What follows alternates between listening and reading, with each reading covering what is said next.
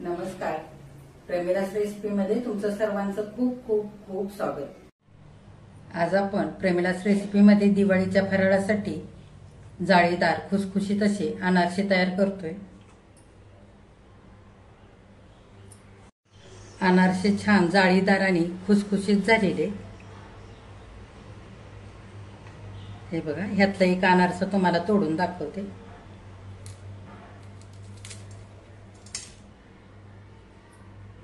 आता लगेचच आपण रेसिपीला सुरुवात करूया.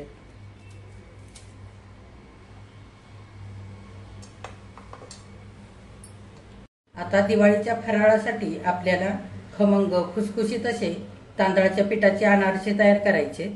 तर त्याच्यासाठी मी इथे जुने असलेले अर्धा किलो आंबेमोहर तांदूळ घेतलेत. तर तुम्ही इथे कोणतेही जुने असलेले सुगंधी तांदूळ घेऊ शकता किंवा रेशनचे तांदूळ जरी घेतले तरी सुद्धा चालेल. पण असे सुगंधी तांदूळ जर अनारसे करण्याकरता वापरले तर अनारसे मस्त खमंग खुसखुशीत होतात आणि सुगंधी सुद्धा होतात, चवीला सुद्धा खूप भारी लागतात. आता इथं मी हे तांदूळ पाकडून निवडून घेतलेत. तांदूळ आपल्याला स्वच्छ धुवून भरपूर पाणी घालून भिजत घालून ठेवायचे. हे बघा, इथे मी 2-3 पाण्याने स्वच्छ तांदूळ धुवून घेतलेत आणि भरपूर पाणी घातलेलं आहे. हे तांदूळ आपल्याला 3 दिवस भिजवून घ्यायचे. रोज सकाळी पहिलं पाणी काढून टाकायचं. 1-2 पाण्याने हलक्या हाताने तांदूळ चांगले परत धुवायचे आणि भरपूर पाणी घालून झाकून ठेवायचे. या पद्धतीने 3 दिवस तांदूळ आपल्याला चांगले भिजवून घ्यायचे. तांदूळ भिजवत असताना जर आंबटसर वास येत असेल तर संध्याकाळी सुद्धा 1-2 पाण्याने तुम्ही तांदूळ धुवून भरपूर पाणी घालून झाकून ठेवू शकता. अजिबात ह्या तांदळाला आंबट वास येऊ द्यायचा नाही आपल्याला, तर त्याची काळजी घ्यायची. ही अगदी महत्वाची टीप आहे. जर तांदळाला आंबट वास आला तर अनारशाचं पीठ आपलं चवीला आंबट सरस तयार होतं. अनारसे केल्यानंतर अनारशाला सुद्धा आंबट वास येतो आणि चवीला अनारसे चांगले लागत नाहीत. आता आपण झाकून ठेवूया आणि उद्या सकाळी ह्यातलं पाणी बदलूया. काल आपण अनारशासाठी तांदूळ भिजत घातले होते, तर आज दुसरा दिवस आहे.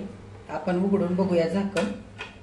हे बघा, आता आपण हे पाणी काढून टाकूया आणि 2 पाण्याने हलक्या हाताने तांदूळ चांगले धुवून घेऊया. हे बघा, इथं आता मी चांगले तांदूळ 2-3 पाण्याने धुवून घेतलेत आणि भरपूर पाणी घातलेलं आहे. आता झाकून ठेवायचेत आपल्याला हे तांदूळ आणि तिसऱ्या दिवशी सुद्धा ह्याच पद्धतीने तांदूळ 2-3 पाण्याने धुवून परत पाणी भरून ठेवायचं आणि चौथ्या दिवशी उपसून पंख्याच्या हवेखाली वाळण्यासाठी घालायचंय. तर आपण चौथ्या दिवशी बघूया. आता तांदूळ भिजत घातले होते, 3 दिवस पूर्ण झाले, तर आज 4था दिवस आहे. आपण झाकण उघडूया.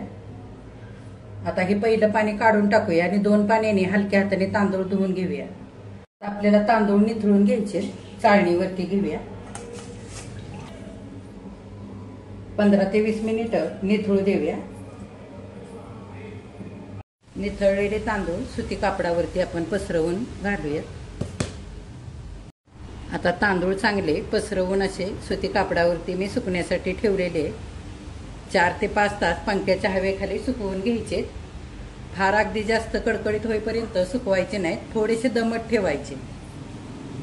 आता 4 तास झालेले पंख्याच्या हवेखाली तांदूळ सुकण्यासाठी पसरवून घातले होते. ह्या पद्धतीने असे वाळवून घेतलेत. हे बघा, असे हाताने जर बघितले तर थोडेफार हाताला चिकटतायत. असे दमट ठेवायचे थोडेसे, म्हणजे अनारशाचं पीठ मळून ठेवल्यानंतर पिठाला छान एक संदपणा येतो आणि बाइंडिंग सुद्धा येते. आता हे सुकवलेले तांदूळ आपल्याला बारीक असे वाटून घ्यायचे. तर मिक्सरच्या भांड्यामध्ये थोडे थोडे घेऊन आपण बारीक असे वाटून घेऊया.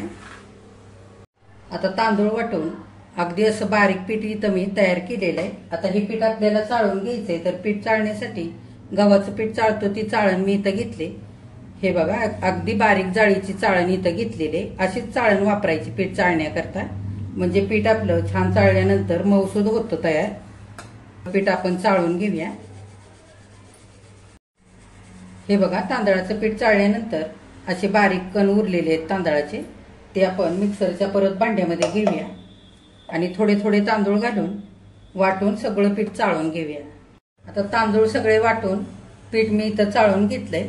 ह्या पिठातलं एक छोटी वाटी भरून पीठ बाजूला काढून ठेवलेलं आहे, जेणेकरून शेवटी जर आपलं अनारशाचं पीठ पातळ झालं तर आपल्याला ते पीठ वापरता येईल आणि नाहीच लागलं तर आंबोळ्या किंवा डोसे करण्यासाठी ते पीठ वापरून टाकलं तरी चालतं। अर्धा किलो पिठासाठी इथे मी पाव किलो गूळ खिसून घेतलेला आहे। खिसून घ्यायचा किंवा सुरीने अगदी असा बारीक करून घेतला तरी पण चालेल। थोडासा गूळ ना असा मऊसूद व्हायला पाहिजे, म्हणजे पिठाला छान बाइंडिंग येते। आता आपण हा गूळ सगळा पिठामध्ये घालूया। जर तुम्ही अंदाजे पीठ घेत असाल तर ते पीठ तुम्ही एखाद्या भांड्याने मोजून घेऊ शकता। पीठ मोजताना भांड्याने 3 भांड पीठ घ्यायचं आणि 1 भांड भरून गूळ घ्यायचा, तरी सुद्धा प्रमाण अगदी बरोबर होतं गुळाचं। आता आपण चांगलं सगळं पीठ आणि गूळ एकजीव करून घेऊया। आता आपण चिमटभर मीठ घालूया पिठामध्ये। मीठ थोडंसं गोडाच्या पदार्थाला घातलं की गोडाचे पदार्थ चवीला अगदी छान लागतात। चांगलं आपण गूळ आणि पीठ एकत्र करूया, चांगलं हाताने मिसळून घ्यायचं।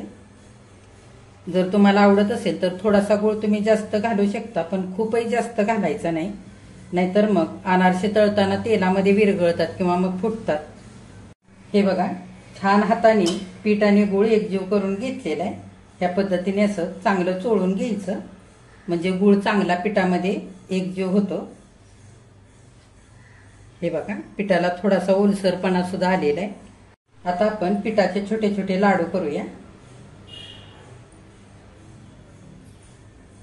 हे बघा, असे लाडू करायचे हलक्या हाताने दाबून।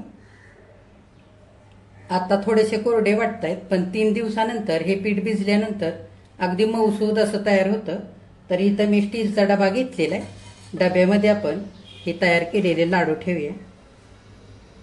हे बघा, सगळ्या पिठाचे लाडू तयार करून डब्यामध्ये भरून घेतलेले। अर्धा किलो तांदळाच्या पिठासाठी पाव किलो गूळ आपण वापरला होता, त्याच्यामध्ये असे मोठ्या आकाराचे 6 लाडू तयार झालेले।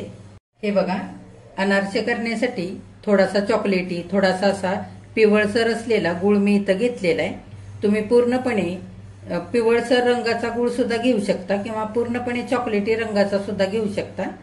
तर गूळ घेताना चांगला गूळ घ्यायचा, पाणी सुटलेला किंवा अगदी नरम पडलेला गूळ इथं घ्यायचा नाही, किंवा चिक्कीचा गूळ सुद्धा वापरायचा नाही।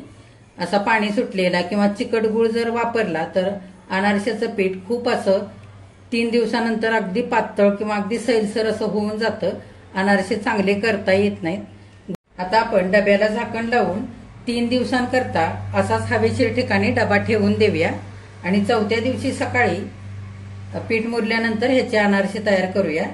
तर अनारशाचं पीठ तयार करून डब्यामध्ये असं ठेवलं की दुसऱ्या दिवशी सकाळी, तिसऱ्या दिवशी सकाळी एकदा डब्याचं झाकण उघडून पिठाला पाणी सुटलंय का नाही ते बघायचं, किंवा पीठ थोडंसं मऊ झालंय का नाही ते एकदा चेक करून बघायचं।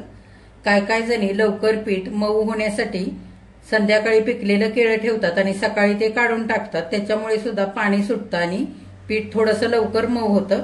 पण त्या पद्धतीने मऊ करून घेतलेलं पीठ खूप दिवस टिकत नाही किंवा अनारसे सुद्धा चांगले लागत नाहीत। त्याच्यासाठी आपल्याला असा डबा 3 दिवस हवेशीर ठिकाणी ठेवून द्यायचा आहे।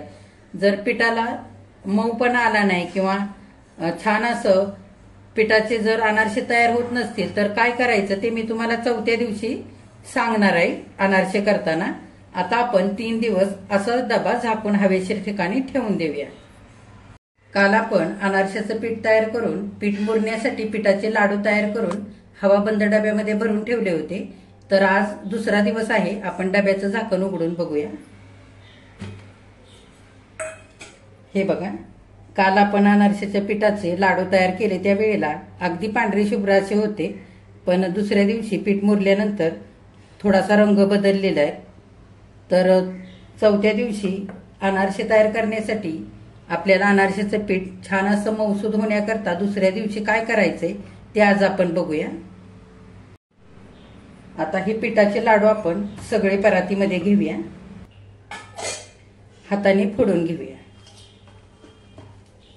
हे बघा, अनारशाच्या पिठाचे लाडू मी फोडून पीठ सगळं मोकळं करून घेतलेलं आहे। आता पीठ जर हाताने बघितलं आज दुसऱ्या दिवशी तर हे बघा, अगदी घट्ट मुटका तयार होतोय या पिठाचा, ह्या पद्धतीने असं। तर 4थ्या दिवशी अनारसे करण्यासाठी पीठ छान असं मऊसूद होण्याकरता आणि मुरण्यासाठी आपल्याला दुसऱ्या दिवशी आणि तिसऱ्या दिवशी हे पीठ चांगलं हाताने किंवा मिक्सरवरती एकदा एकजीव करून घ्यायचंय, म्हणजे पीठ छान ओलसर होईल आणि चांगलं मुरलं जाईल त्याच्यासाठी.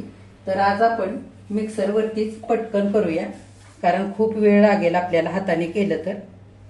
मिक्सरच्या भांड्यामध्ये थोडं थोडं पीठ घ्यायचं आणि फिरवून घ्यायचं. हे बघा, अनारशाचं पीठ मी मिक्सरवरती 1-2 मिनिटांकरता फिरवून घेतलंय. हे बघा, छान ओलावा आलेला आहे पिठाला. तर नैसर्गिकरित्या छान आपल्याला पीठ मुरवून घ्यायचंय. त्याच्यासाठी दुसऱ्या आणि तिसऱ्या दिवशी हे पीठ सगळं आपल्याला मिक्सरवरती फिरवून घ्यायचंय. हाताने जरी पीठ तयार केलं ना मळून तरी सुद्धा चालतं. हाताच्या गरमीने पीठ चांगलं सैल होतं. तर बाकीच्या आपल्याला इतर गोष्टी कराव्या लागत नाहीत आणि अनारसे करायला अगदी सोपे आहेत.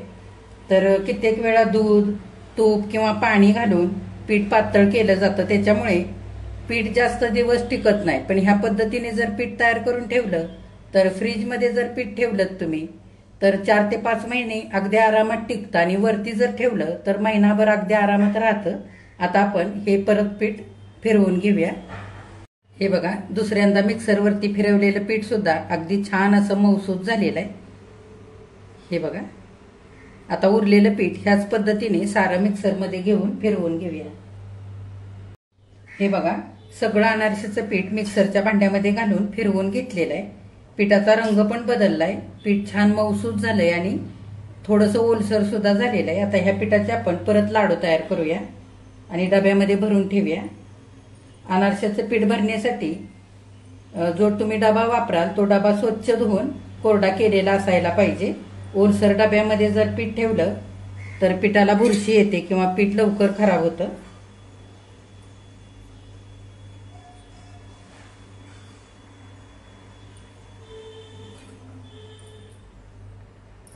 बघा, सगळ्या अनारशाच्या पिठाचे असे लाडू तयार करून परत डब्यामध्ये भरून घेतलेले.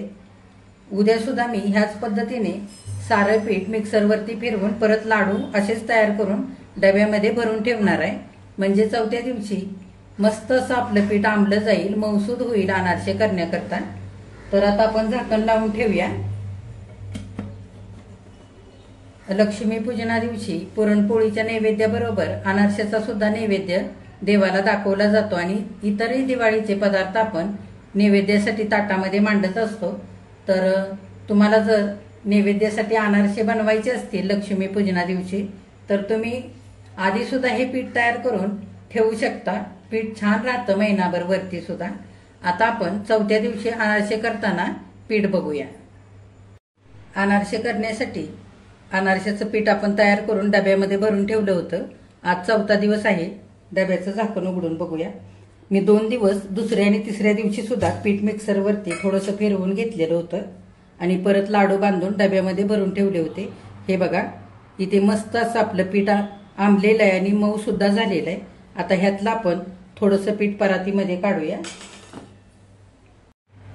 आता मला इथे पीठ लागणार आहे तेवढं परातीमध्ये काढून घेते आणि बाकीचं नंतर मी करण्यासाठी ठेवणार आहे झाकून असंच. आता अनारसे करण्याकरता जितकं मला पीठ लागणार आहे तेवढंच मी परातीमध्ये घेतलंय. हाताने चांगलं मळून घ्यायचं. ह्या पद्धतीने जर मऊसूत पीठ झालं नसेल चौथ्या दिवशी अनारसे करण्यासाठी तर काय करायचं, दूध किंवा तूप घ्यायचं एका वाटीमध्ये आणि त्याच्यामध्ये हात बुडवून घ्यायचा. दोन्ही हाताला चांगलं दूध किंवा तूप चोळून घ्यायचं आणि ओल्या हाताने हे पीठ चांगलं मऊसूद असं मळून घ्यायचं. म्हणजे अनारसे करण्याकरता छान मऊसूद पीठ चौथ्या दिवशी तयार होतं. आता इथे छान आपलं पीठ पहिलंच चांगलं तयार झालेलं आहे, त्याच्यामुळे मी आता काय दूध किंवा तूप असं लावणार नाहीये. आपण लगेच ह्याचे अनारसे करायला घेऊया. आता अनारशाच्या पिठाचे गोळे तयार करून घेऊया. लिंबाच्या आकाराचे करायचे किंवा तुमच्या आवडीप्रमाणे लहान मोठे करून घेऊ शकता. हे बघा असे. आता अनारशाला लावण्यासाठी खसखस घेऊया. आता अनारसा थापताना खसखस थोडीशी पसरवून घ्यायची पोळपाटावरती. पोळपाटावर किंवा ताटामध्ये तुम्ही अनारसा थापून घेऊ शकता. अनारशाच्या पिठाचा गोळा खसखशीवर ठेवायचा. जर हाताला चिकटत असेल पीठ अनारसा थापताना तर थोडंसं हाताला तेल लावून घ्यायचं आणि असा अनारसा गोल थापून घ्यायचा बोटाने. ह्या पद्धतीने असा थापून घेतला तरी सुद्धा चालेल. तुमच्या आवडीप्रमाणे तुम्ही लहान मोठा थापून घेऊ शकता. फार पातळही थापायचा नाही आणि फार जाडही थापायचा नाही, मध्यम जाड असा मस्त थापून घ्यायचा. हे बघा अनारसा थापून झालेला आहे. या पद्धतीने असा बाजूला ठेवूया आणि आणखी एक अनारसा असाच थापून घेऊया. थोडीशी खसखस मध्यभागी घेऊया. असा छान गोल थापून घेऊया. इथं मी 3 अनारसे असे करून घेतलेले. आता हे लगेच तळून घ्यायचे. अनारसे करत करत तळून घ्यायचे. फार जास्तीचे अनारसे असे करून ठेवायचे नाहीत, नाहीतर मग ते अगदी चिकट होऊन जातात आणि उचलताना तुटतात. त्याच्यासाठी करत करतच तळायचे. आता अनारसे तळण्यासाठी तेल मी आधीच गरम करायला ठेवलेलं आहे. अनारसेच्या पिठाचा एक गोळा तेलामध्ये घालून बघूया. हे बघा हलके हलके बुडबुडे यायला लागलेले. हे बघा पीठ तळल्यानंतर वरती आलेलं आहे, म्हणजे तेल आपलं इथे छान असं गरम झालेलं आहे. आता अनारसा तेलामध्ये तळण्यासाठी घालूया. ज्या बाजूने खसखस लावलेली आहे ती बाजू वरती करायची. गॅस मध्यम करूनच अनारसे आपल्याला इथे छान असे खरपूस तळून घ्यायचे. एक 5-6 सेकंदाने अनारशावरती गरम तेल वरच्या बाजूने उडवायचं आणि छान तळून घ्यायचा अनारसा. अनारसा न उलटवताच तळून घ्यायचा. वरच्या बाजूने अनारसा चांगला तळण्यासाठी असं तेल उडवलं की अनारसा चांगला तळला जातो आणि वरून सुद्धा मस्त जाळी येते अनारशाला. हे बघा अनारसा आपला छान सोनेरी रंगावरती तळलेला आहे आणि मस्त जाळीदार झालेला आहे. वरून सुद्धा चांगला निथळून काढून घ्यायचा. आता आणखी एक अनारसा आपण तेलामध्ये तळण्यासाठी घालूया. 4-5 सेकंदांनी अनारसा तळून वरती आला की असं चमच्याने वरच्या बाजूने चांगलं तेल उडवून घ्यायचं आणि एकसारखा अनारसा छान तळून घ्यायचा. जर तेल चांगलं गरम झालेलं नसेल तरी सुद्धा अनारसे तेलामध्ये लगेच विरघळतात किंवा अनारशाच्या पिठामध्ये गूळ जरी जास्त झाला ना तरी सुद्धा अनारसे तळताना तेलामध्ये लगेचच विरघळतात. हे बघा 1 ते 2 मिनिटानंतर अनारसा छान सोनेरी रंगावरती तळलेला आहे. काढून घेऊया. चांगला निथळून काढायचा आणि जाळीवरती ठेवायचा, म्हणजे सगळं तेल चांगलं निथळलं जातं. हे बघा आता ह्या पद्धतीने सगळे बाकीचे अनारसे असेच तळून घेऊया. हे बघा दिवाळीच्या फराळासाठी मस्त असे खुसखुशीत जाळीदार अनारसे इथे करून तयार झालेले. किती छान झालेत बघा. अनारसे तळून झाल्यानंतर जाळीवरती 1 तासभर तेल नितळण्याकरता ठेवून द्यायचे, म्हणजे सगळं तेल छान नितळलं जातं आणि खाताना अनारसे अजिबात तेलकट लागत नाहीत. तर तुम्ही सुद्धा यंदाच्या दिवाळीला असे छान जाळीदार खुसखुशीत अनारसे तयार करून बघा. तुम्ही केल्यानंतर कमेंट करायला अजिबात विसरू नका. आजची जर रेसिपी आवडली असेल तर एक लाईक सुद्धा करा आणि जे कोणी आता माझ्या रेसिपीज नव्याने बघत आहेत त्यांनी माझ्या चॅनेलला जरूर सबस्क्राईब सुद्धा करा.